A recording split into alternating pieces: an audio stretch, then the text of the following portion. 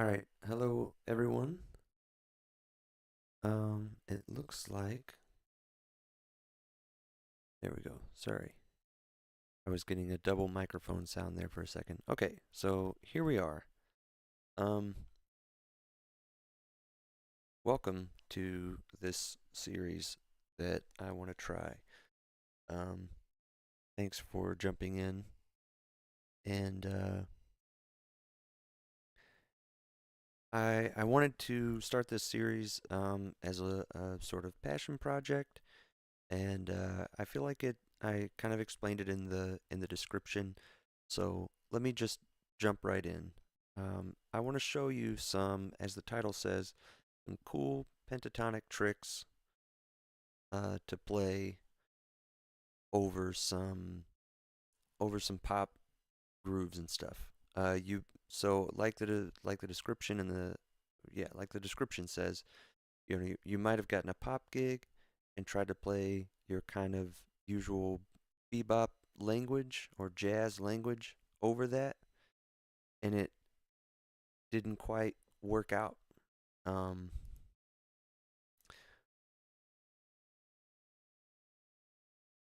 so I want to help you out with that.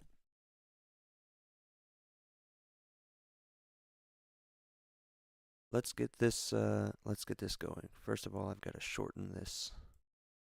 I'm going to throw it back here.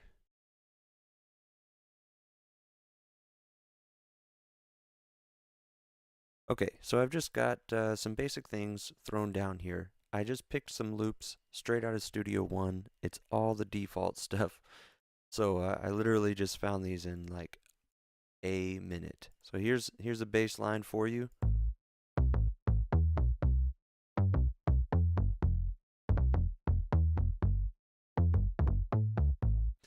Okay, pretty typical little loop. Um, it doesn't matter so much exactly what's going on. What really matters is the kind of the sound and feel of it. And then I just found a drum loop that matches kind of the energy.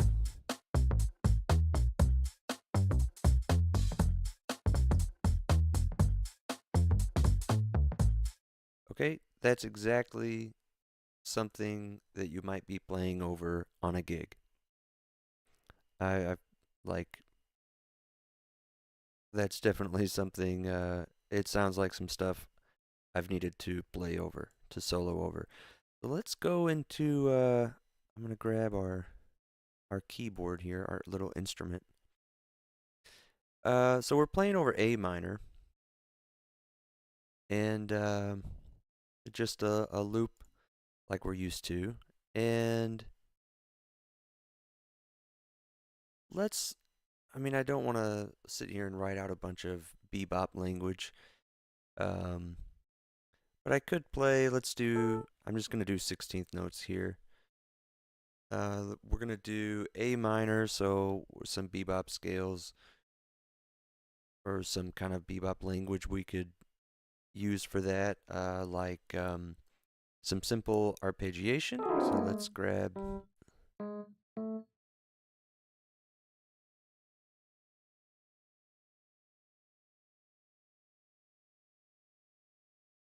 something here. Let's just do this. I don't usually work with this.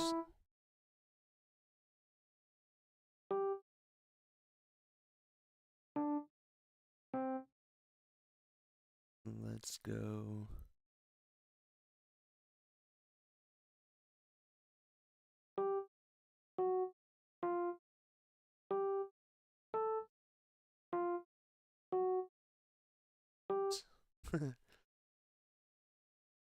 That's not what I wanted actually.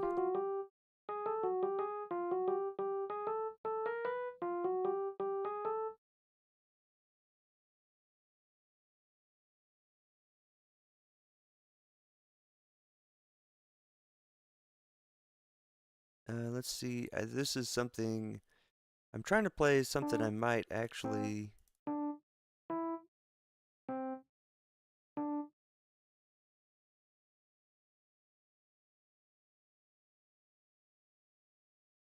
might actually use. There we go. Let's hear some bebop language over that.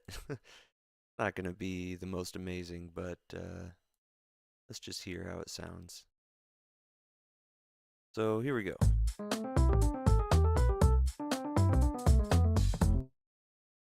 It's like, it kind of works because the rhythm is just straight ahead, but it doesn't feel, I don't know, it feels a little out of place. And that's generally what happens when I hear a lot of jazz students have to play on a pop gig, a sort of pop oriented gig, or even hip hop or R&B or other styles. I'm just going to go ahead and hide that because we don't need to look at it. So let's back out a little bit. Okay. So that was fun. I don't really need all that stuff. Let's get into the meat of this. We're going to work with the pentatonic scale. Let's have some fun. Actually, I'm going to delete that and get this copied over. So there's this great thing. If you know your pentatonic scales, this is going to be a journey for you. Like, I feel like you're about to learn some really cool stuff. If you don't, take a break and look that up. I don't want to spend a bunch of time in this video explaining the pentatonic scales. There are a whole lot of resources on there, and it's usually one of the first things improvising musicians learn just as a quick way to jump into a key. So right now we're in A minor. I've got the A minor pentatonic scale going on here. Here's what that sounds like. Cool, just straight up and down the pentatonic scale. Nice. Nothing super complicated about that. That's what's fantastic about it. All of those notes work. So I could do something like, this is why I was going to leave this first one blank. Could do something like this. All of these, if I just loop this part actually, let's just play it live. We'll do it live. So we're going along here. We've got our keyboard. Any of these notes, like that works.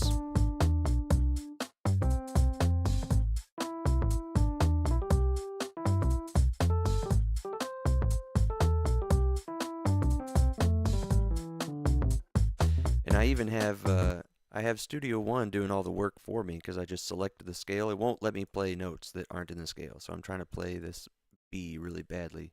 No dice will not let me. All right, so really basic version of what's going on. So let's mess with that. Here are some tricks. If you're starting with the pentatonic scale, it doesn't have to be this rhythm. That's a whole different lesson, like what rhythms to use. But let's just mess with this scale and see what happens. Let's move this example back here. And actually, I'm going to slow the tempo down a tiny bit because I feel like it might be a little fast. I may need to close that in order to do it.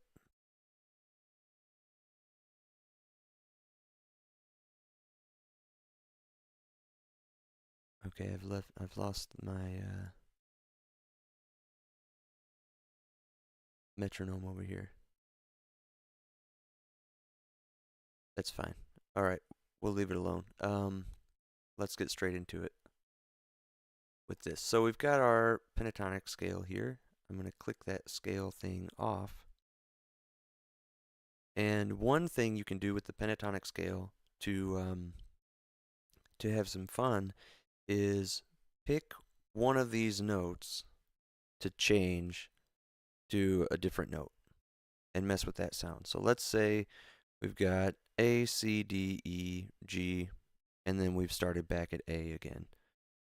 Um, we could pick one of those notes to replace, just move a half step in any direction, in either direction. Let's take this G and see what it sounds like if G is F sharp instead.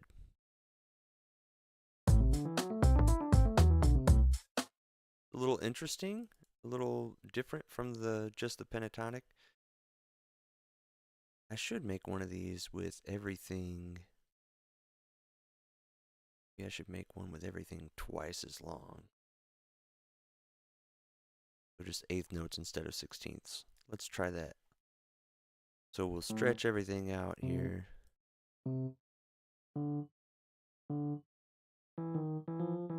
Ooh, rough. And we'll just go up and down one time actually. So, all right, we'll move that right here and then start going down, back down the scale. I kind of don't like the just using one octave of the scale because I feel like you can probably play more than that, and I feel like it doesn't have the same kind of impact. And I just realized I had both of these selected, so I've actually made both of them do that, but that's fine. I'll just have it play twice. All right, let's try that. So let's make sure they're both not selected.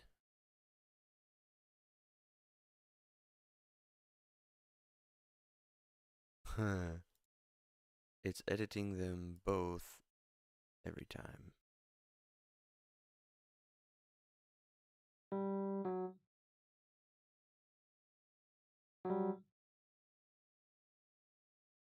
Okay.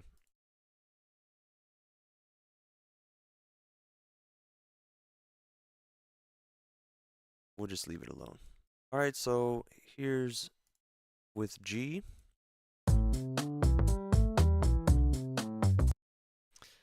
Okay, let's go up one.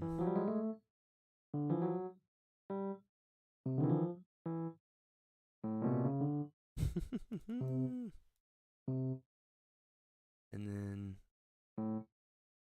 there we go. Make it kind of work out. There we go. Now it lands nicely. Let's try it with an F sharp instead. Go back to the beginning.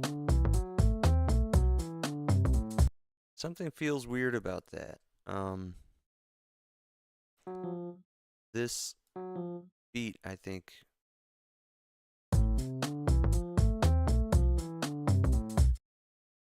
it kind of doesn't tell you which note you could play besides G. But that's something you can experiment with to find different little pentatonic licks. Now with F sharp and F, that's a weird case where the harmony is going to kind of decide which of those two notes you would pick. But let's get past that. I want to go straight to the point. Here's what I use. Here's what I mess around with. And you may look at these, the core notes of an A minor chord are A, C, and E. And these other two are ones you can really kind of mess with to get away from the normal pentatonic sound. So let's do that. Now we could take this up a half step, and some of you may know that if you had a C, D, and then a D sharp right here, you would be playing a blues scale. You add that little half step between D and E. That is not what I'm going for. I don't want to add an extra note to the scale. I want to replace this note. So let's see what that sounds like.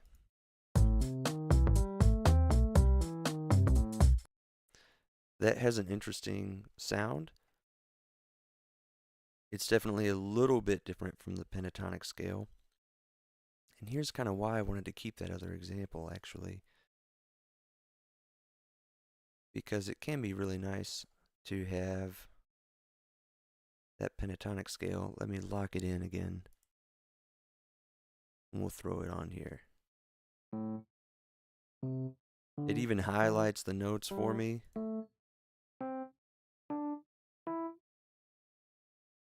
Let's go all the way up and all the way back down.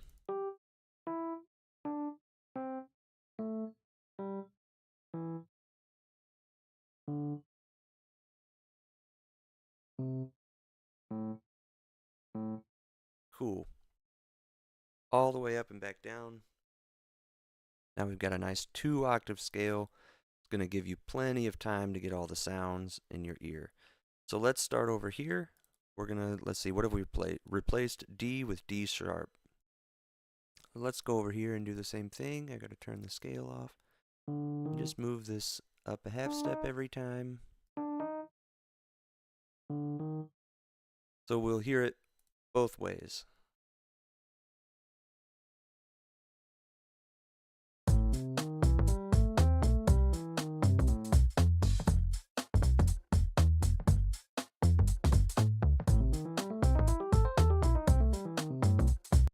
Okay, so it has a different sound.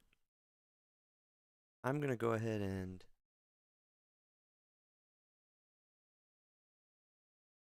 double up this one as well. So let's just grab all of these, move them over here. Ah, nice. I didn't realize I could copy them like that. This is going to be fun. Ah.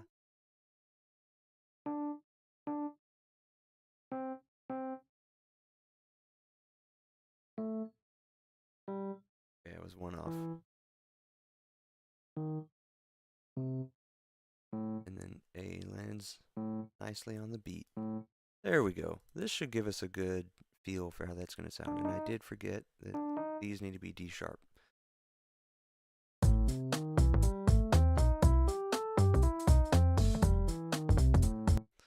Okay, that sounds pretty interesting to me. It sounds new. So, what can you, like, why, I don't know, what do you do with that, you know? Um, One great way to mess with all of these examples that I'm giving is to play the regular scale, and when you're actually improvising, play the regular scale first and then play the altered version of it. In real time, that's back to back. Regular scale, altered version of it.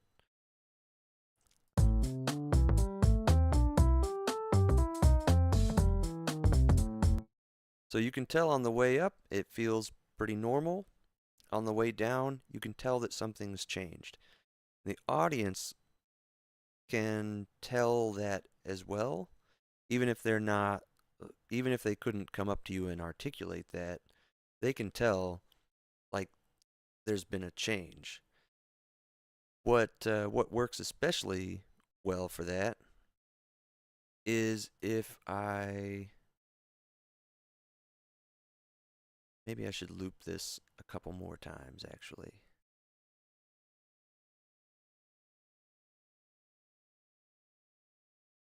Oh, I have to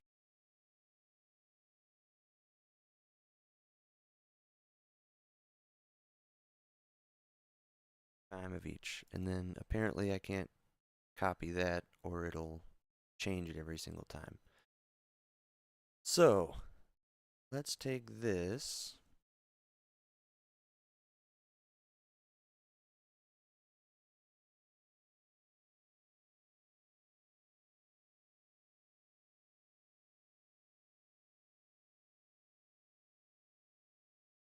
Oh, that did not.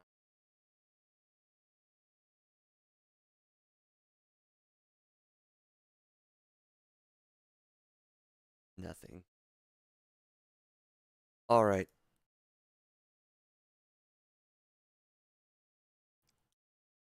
So a really great way to do this is instead of having this is a linear example because you're going up and then down and it's all just in a line that goes up and then in a line that goes back down.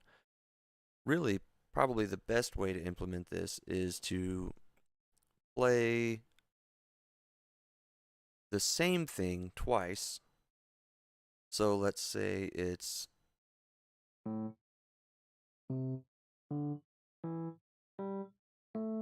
I'm gonna actually write out a lick here.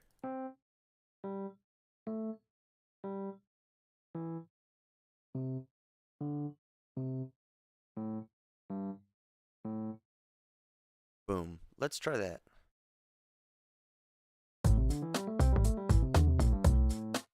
Okay, let's try the same exact thing.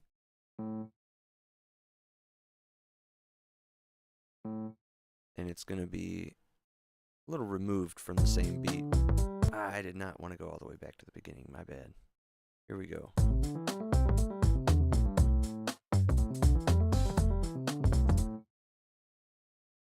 You know what? Maybe that was a bad example. Let's go ahead and move it straight over to the downbeat.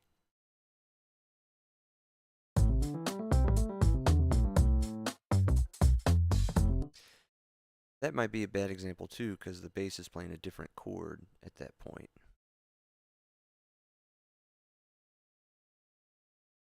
Let's do. I'm going to make sure the bass is playing the same loop both times.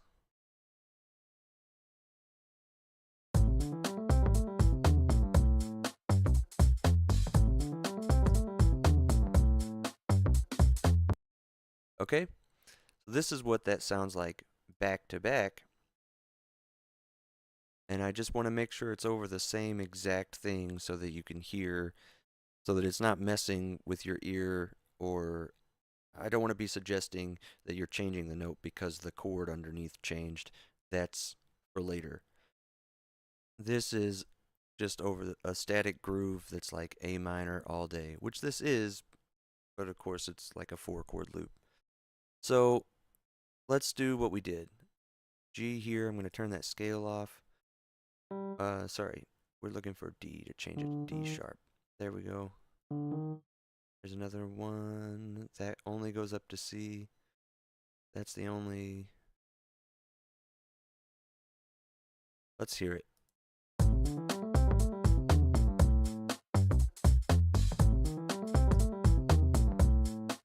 Ooh, that had a different flavor, right?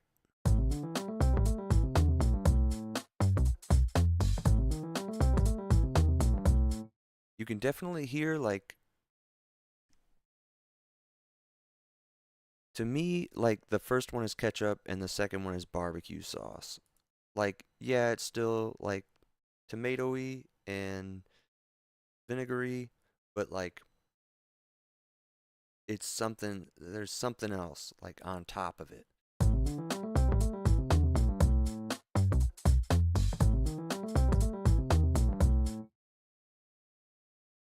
Now, there are other rules to this to make this work, but for right now, let's just stick with, I'm going to stick with this lick. Let's change another note. Actually, I like this example of back to back right here, so I'm going to stick with this. So we've got A, C, D, E, and I said the D and E, sorry, D and G are the ones that kind of don't appear in the chord. Let's take the G up a half step and see what happens. I think, you know what, I did it for the first one and I didn't need to. Sorry about that. We can't forget to do this one down here. Let's see how that sounds. Cool.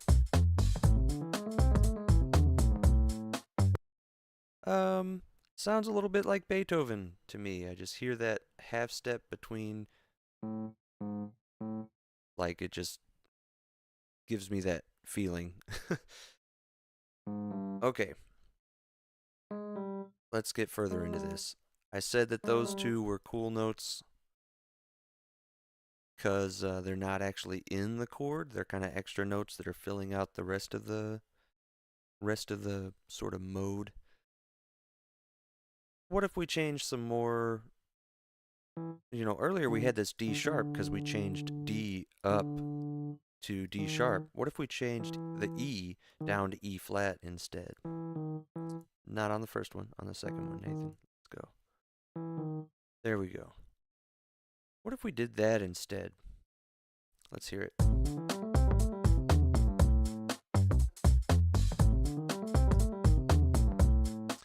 Ooh. Okay, so that has a so we're still using that D sharp and we're getting that sound, but it's definitely a different flavor when the D is still there, but the E has been replaced as opposed to the other way. Let's play it the other way first. Let's compare those two ways of incorporating this D sharp note. So this is one way you can mess around. You can go, well, I like the sound of the D sharp in there. This first way, what if I used D sharp instead of another note? This is one way to do that. Cool. The other way? Okay. Sweet. That sounds cool either way, and it sounds a little bit different from the regular pentatonic thing. Let's get a little deeper into the woods. What if just this first time we replaced the D with D sharp, and on the way down we replace the E with D sharp, or if you want, E flat. Let's check that out.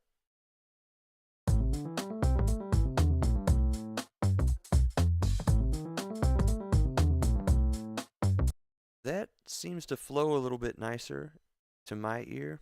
Let's go back here where we've got the scale blown out a lot longer. Let's see.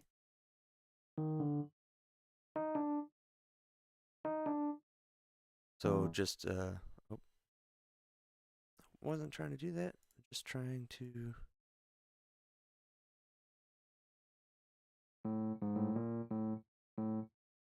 Okay, cool. So we've got this version. Let's try that. Let's go ahead and loop this too.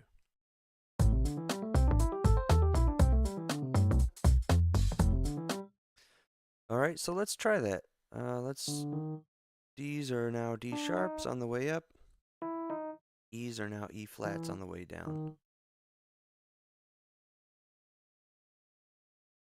Regular, altered. Cool. I like the sound of that, and it's interesting. Don't forget that a kind of a big part of this is if you pick one of these ways to alter the scale, it is really helpful to the audience. Like, it really makes a difference if you play the unaltered scale first, especially if you play a specific, like we did here, like lick with the unaltered scale, and then you play the altered scale. You play the same lick just with the alterations.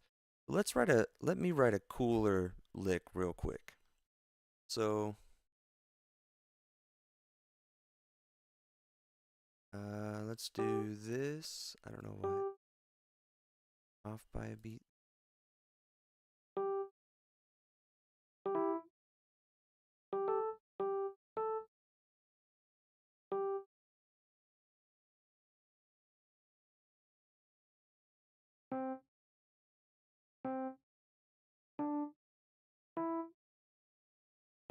Okay, maybe I need.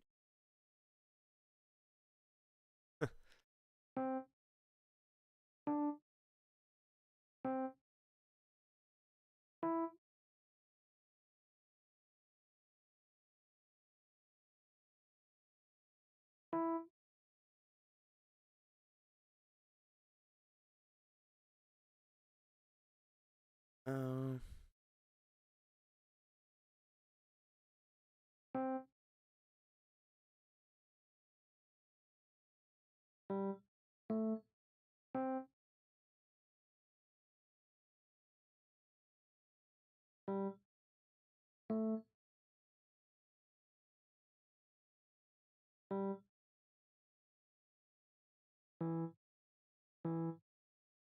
okay.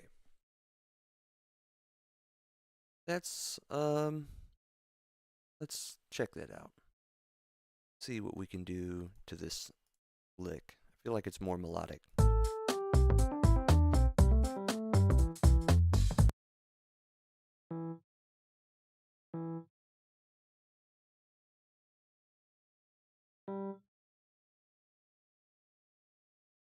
And then, well, leave that blank since we're running up on the second half. So let's copy that. Keep it all the same. And I realized with the scale chosen, I could also move all of these, the whole thing just shifts down inside the scale. So that's really cool. We can have a lot of fun with that. Really useful.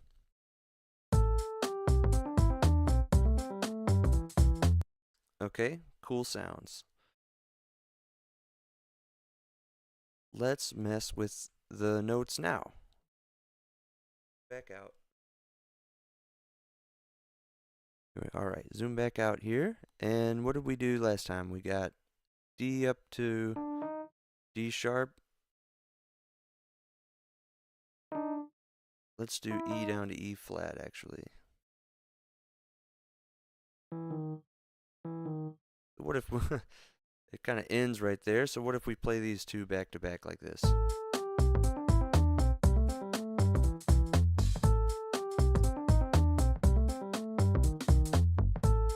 Man, even though that last note is weird, it fits because you said, oh, sorry about that. You said back here, here's the melody I'm about to play for you. And over here, you said, I'm going to change that melody on you. And like, because it's so similar to the one before, you can so get away with it ending on this note that doesn't usually fit. If we just played the groove and played a D sharp, it wouldn't feel great.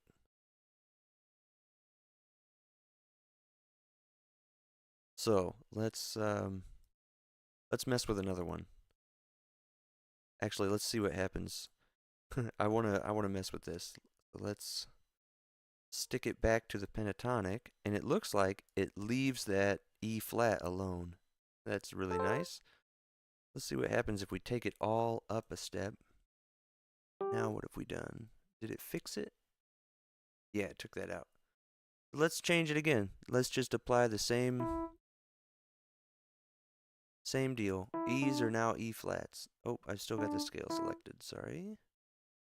Boom. E's are now E flats. That's the rule. Let's play it.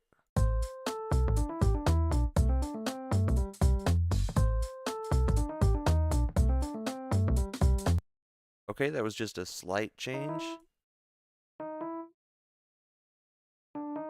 But I think you can kind of get the point here. By doing this, you'll hear things that you like, and then you can start doing them on purpose without after the exploration side of it.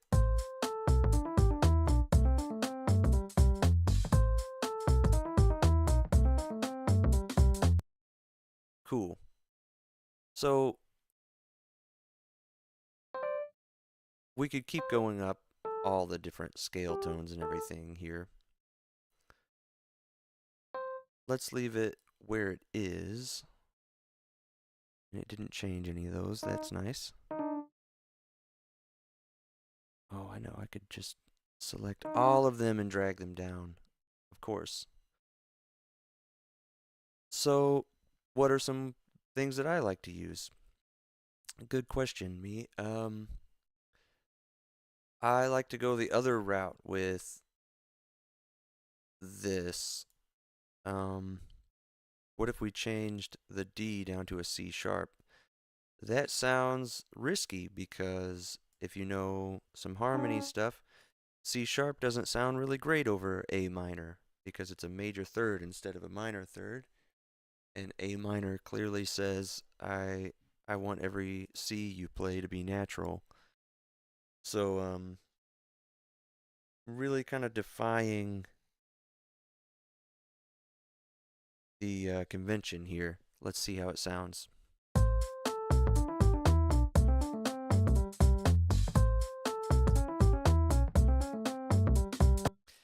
Okay, so here's one thing I'm noticing with that.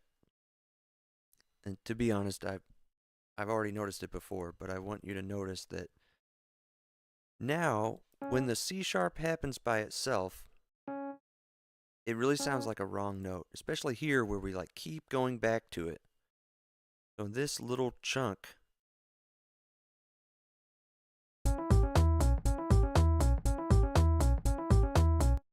does not sound cool. Even with the first part.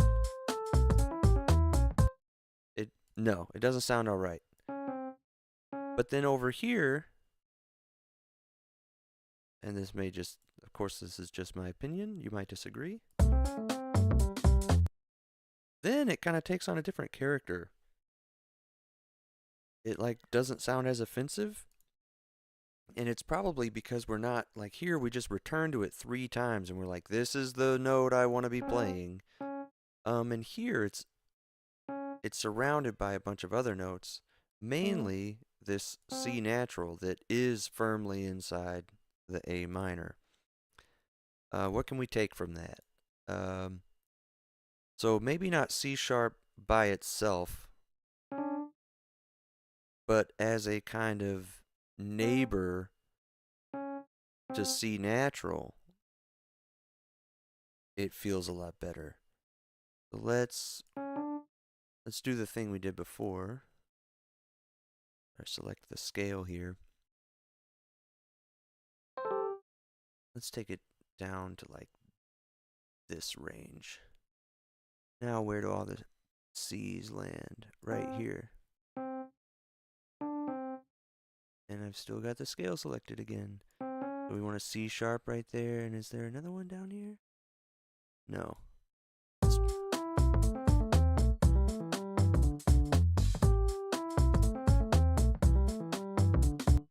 So yeah, there's just something a tiny bit different about that second time, right?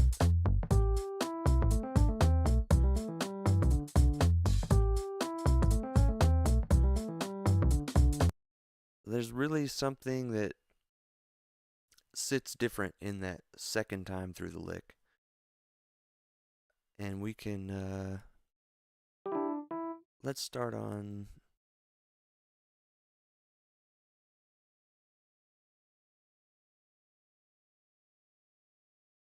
oh, it's kind of skipping the, because I made it a third interval there.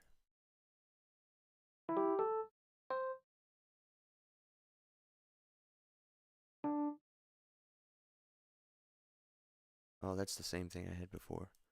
Yeah, let's just start on A. Now it's just repeating a bunch of these notes. All right, I'll fix that. Let's go with, and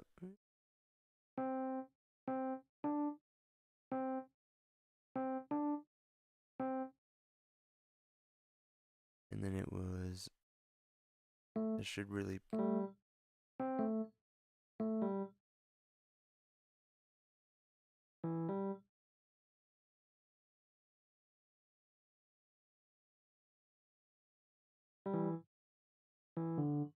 let's do something like that. That works great. Okay, I'll just get rid of this.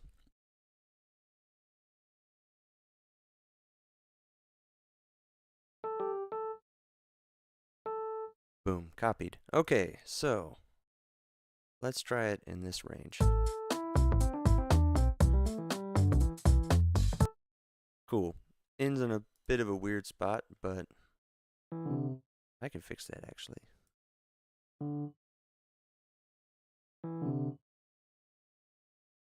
There.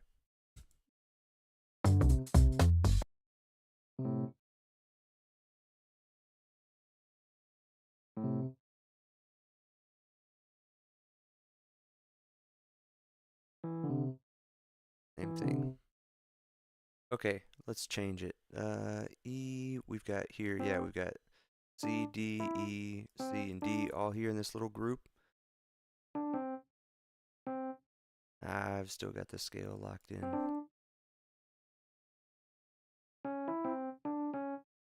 Alright, we can do that. And what if we did it down here as well? Make that a C sharp or D flat.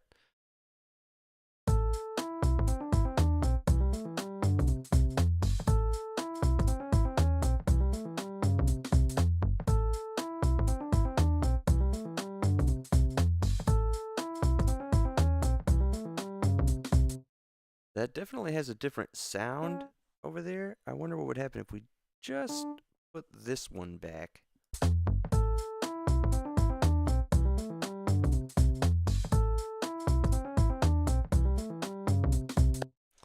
So it does, this does illustrate one little rule that I want to throw in there for you. And this is what kind of throws a wrench in the whole thing. Let's play with one more note choice before I throw that out there. So that's one I like to do. I like to take the fourth down a half step and mess with that sound. Another one I like, this is going to sound maybe a little crazy, but I like to move the root down by a half step. So I'm actually going to drop this note to be the seventh, so we're starting on this G. The lick now sounds like this.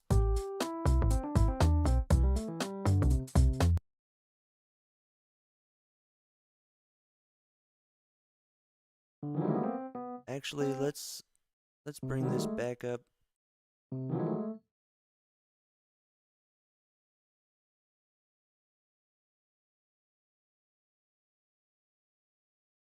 And I'm hoping this will illustrate this a lot better.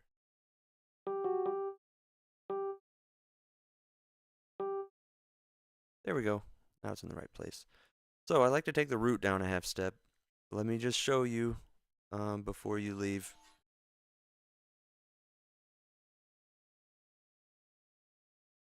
Okay, the root is down here. Now, I don't need to do it on the original lick. Let's just change them all. Let's follow the rule.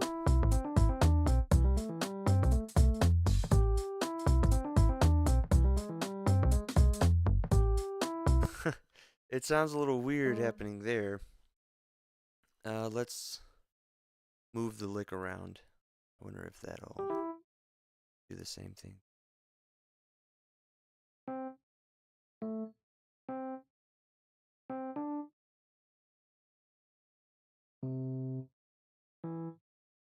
It really doesn't want to.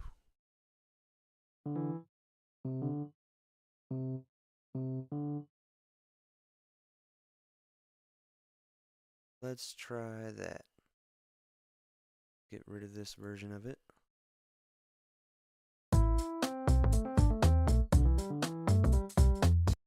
Cool.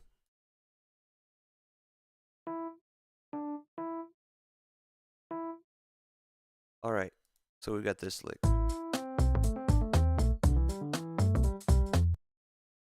Let's do this.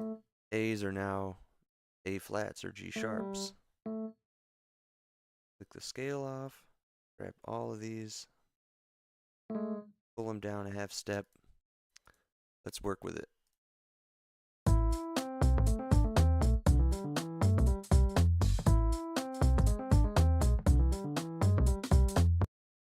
Ooh, that, you know, it's the same thing with the D sharps from before. These that keep coming back, I don't know how I feel about those, but this one that like leads down by a half step like that, that sounds really cool.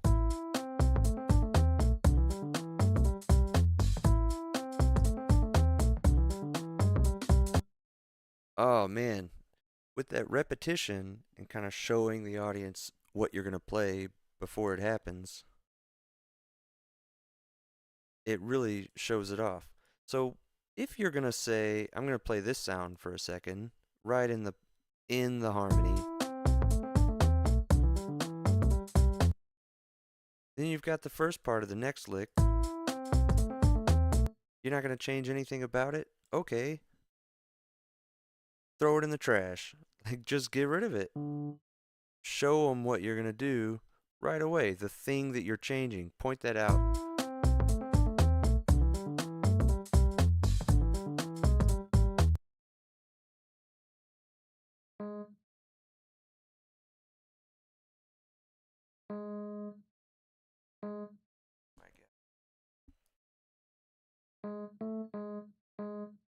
And then point it out one more time.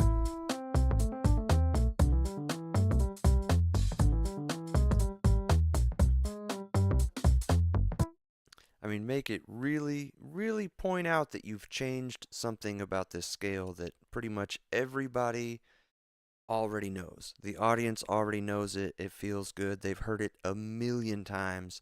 They probably haven't heard it altered like that after the fact. So let's talk about one more thing, one more kind of rule that I want to show you here that really makes a difference. Uh, let's go to the one that's just 16th notes, actually. One issue with the pentatonic scale, or one issue that the pentatonic scale really solves, is that every single note of this pentatonic scale is firmly like good to go. And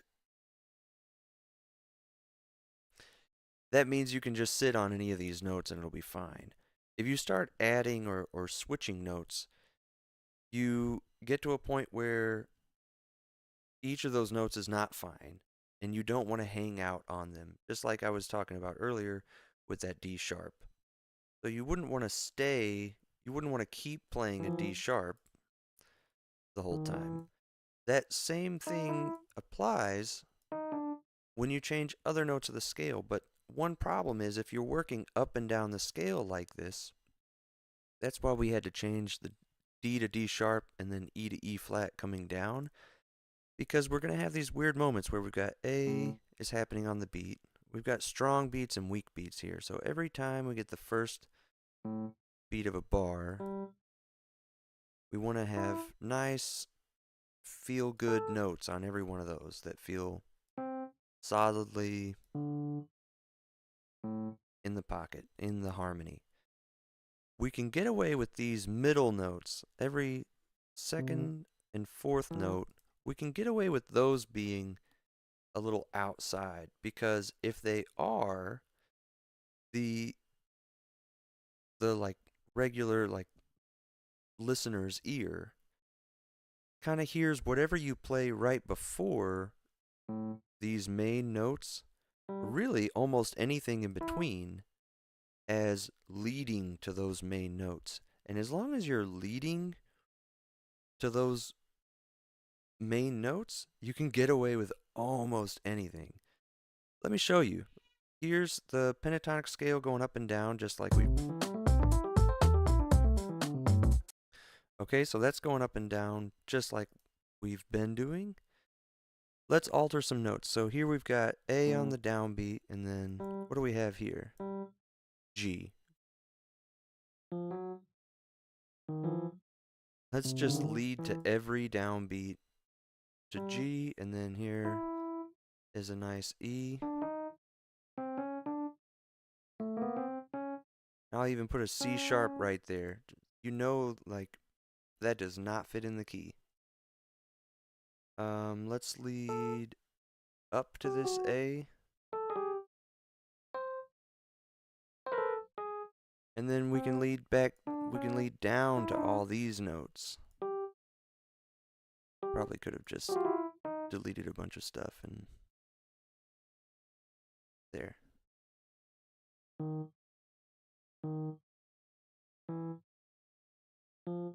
So we can just lead to every one of those notes by a half step, and it looks like that, you know? And you're just only paying attention to the notes that happen on the downbeat. Let's hear both of those. It's going to be wildly different.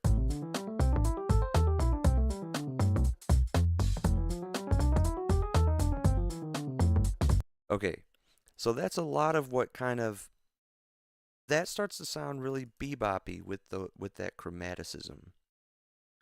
So a reason that's one thing that kind of makes up the bebop sound is having more chromaticism than a lot of other styles. So what can we do to well basically I want to make up the difference. Let's grab this, drop it over. So we said these are the strong beats. What if we also consider these notes on the second half of the beat to be strong beats as well? And so we can change all these notes in between like this, every second and fourth note.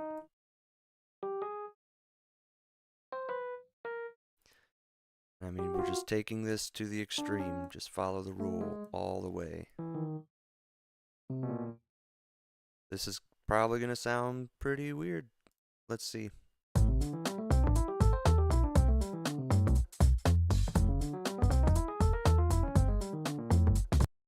Yeah, that sounds like a math problem. Like, I don't I don't particularly like that, but I just wanted to take the rule all the way and see what happens.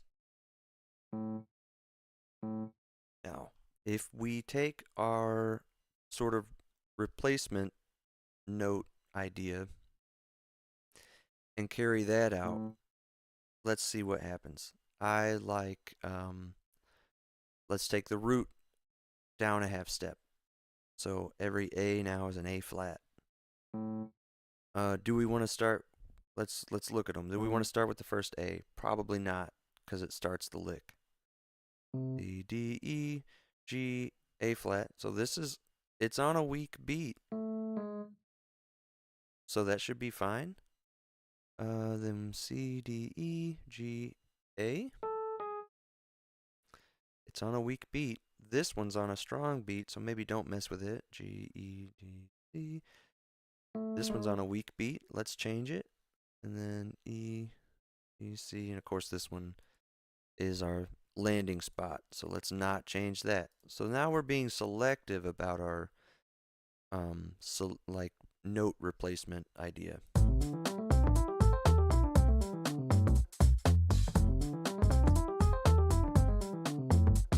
Ooh, now that one to me, that sounds the best out of any of them so far. And that's what you come up with when you kind of apply all these rules. So the first thing to do is experiment with replacing these notes in your pentatonic scale. So for guitar players, that shape that you use, mess around with moving one of the notes just one fret up or down. And then practice that shape, sort of see how that feels. For for keys and for all players, it can be a little difficult then to say, okay, I need to change the A to an A flat here, but not here.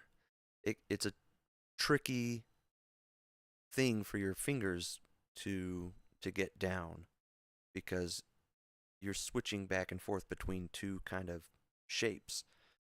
And for like I feel like that term works for all of us. You're switching back and forth. Patterns is probably a better word. You're switching between two patterns.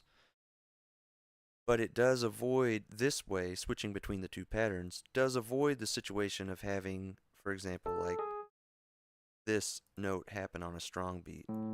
And even here. How does that sound?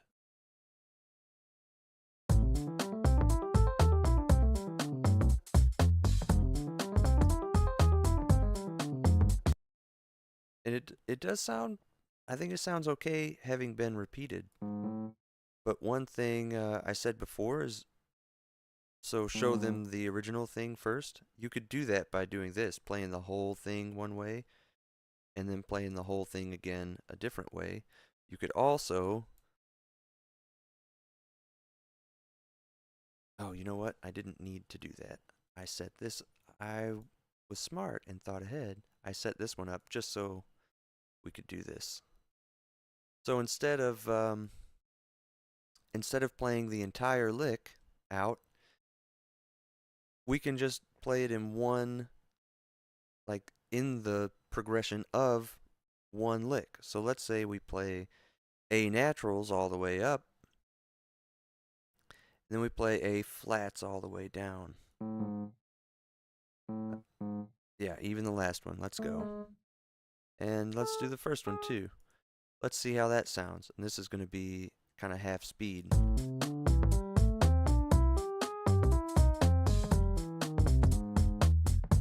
Oh, I changed that D sharp and I didn't mean to.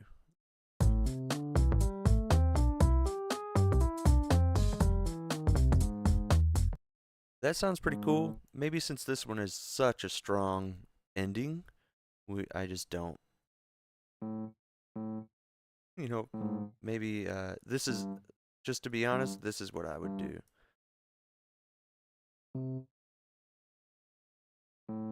I would kind of surround it like that.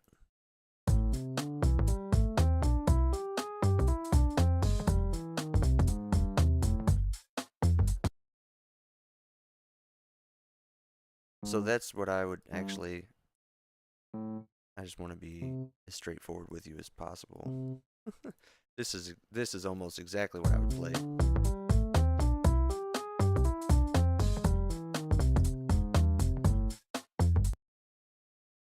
So something like that where it's normal on the way up and then something just switches on the way down, and let me highlight that correctly, on the way down, but then we end up back where we started.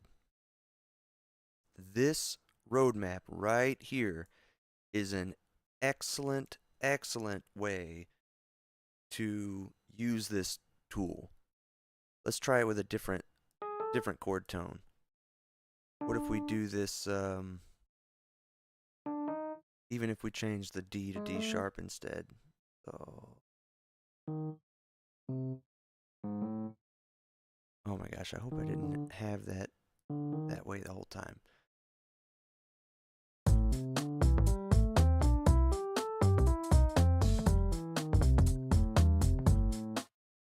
There, like, something's changed.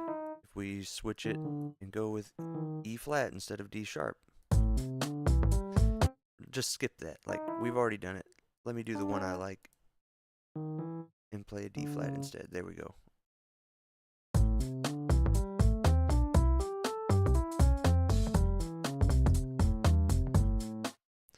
I think that sounds great. I really like the sound of that. What if we do both of them? Which I already kind of accidentally did, I guess. Let's do them both.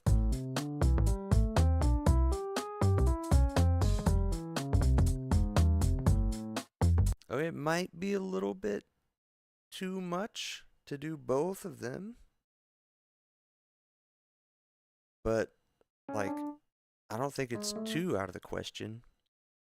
Another way, just before I wrap up here, because I don't want these to be long, like I said, there's another way to kind of get around this, those happening on strong beats. It just so happened to work out here that, like, the A flat or G sharp was right before this strong beat. And here it worked out, like, on all these it just happened to work out. This one doesn't really work out though, does it? Now I'm putting a C sharp on this strong beat. And I even snuck this one in where I extended this note so that the G sharp wouldn't be on a downbeat. What can I do to make this work out? Well, I find little tricks so that I can, because mathematically we're talking about a pentatonic scale contains 5 notes. So if you start this run on the way up, you're going to end up with a different note on the strong beat each time, because it's 5 notes in the space of over 4 beats. You know, not in the space of, but you got 5 notes. You're only going to use 4 of them before it loops back around. and now you're on a different note. So you can use little things to get around this. So let's say I want to keep the A flat thing. This one works out. This one works out. So this one doesn't, right? This one ended up on a strong beat. Let's say I want to keep this just 16th note run feel going. So I want this G natural to end up on a strong beat. How can I make it do that? And what I use is I'll do some kind of little turnaround here like that. Just throw a little loop in the mix so that it adds, because look what I've done. I've added 3 notes, and now I'm safely back in the territory.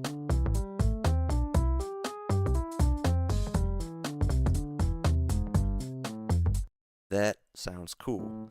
And I was just using that trick of adding this little skip line to make it land correctly.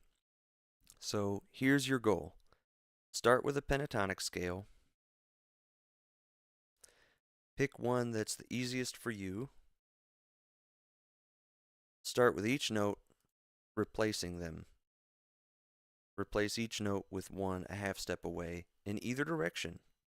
Like, who knows? If a lot of people like the sound of replacing the third with the 9 instead. So that sounds like this. Well, minus the top note, of course, but something like that. That's a simple one because that's probably going to fit just fine. You can land on any of those notes without, you know, really causing any trouble. Any weird sounds that listener might go, was that a wrong note? But then what you're really doing actually is subbing out. Now you've got A, B, D, E, G, A, B, which, if you know the rest of your pentatonic scales, is also just an E minor pentatonic scale over A minor, which is a whole other concept, like superimposing things. So do that and find one interesting sound that you like, sounds good to you, and try to apply these rules to it. End up with, don't, try to avoid having that altered note happen on a strong beat. So that means the beginning of a beat, or probably in the third note of a beat. So that could be like the third 16th note, the third 8th note. Those beats that sound like they should be a grounded note. Don't have those altered notes land there. And come up with a little pattern like this to sort of make it work out so that you can just keep flowing down that scale without interrupting it or having to add a weird note value, like I extended the C earlier so that I could have it work out, and it just kind of interrupted the lick a little bit. Try that. Try playing a melody, maybe a little kind of phrase that you like.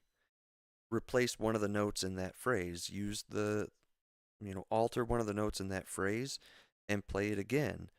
And you're specifically altering, in this case, you're going to go from, here's this phrase I'm already playing. It has some notes that don't happen on a strong beat. I'm going to change those notes. So in that case, you're picking which note to alter based on where it lands on a strong beat or a weak beat. And then play the phrase normally, and then play the phrase again with the alteration. Or play just the part of the phrase again that has the alteration in it. That's a really great way to have listeners latch on to what you're playing. They can sense that you just played the same thing twice, but something was different about the second one. And that really grabs a listener's ear. Repetition legitimizes. Repetition is is a thing that we can all understand and latch on to. So here are the tools for you to mess around with. Please, like, do that. And if you find something, if you come up with something cool, like, let me know. Post it. I mean, throw a link in the comments or something so everybody can see. Or if you want to, like, send me a message and go, hey, am I doing this right? Or if you have any questions, I'd prefer you ask in the comments because somebody else probably has the same question. And then I can answer it for everybody at the same time. That would be fantastic. But if not, feel free to send me a message. Um, and I mean, definitely if you want to talk about taking lessons about something like this, I'd be happy to talk about that as well. That'd be really cool. So, anyway, thanks for watching, and I will try to put, I'd like to put out one of these per week. Let me know what you think about that. But anyway, next time, whenever that is, I'll, I mean, I won't see you then, but you get it. You know what I mean. Take care, everybody.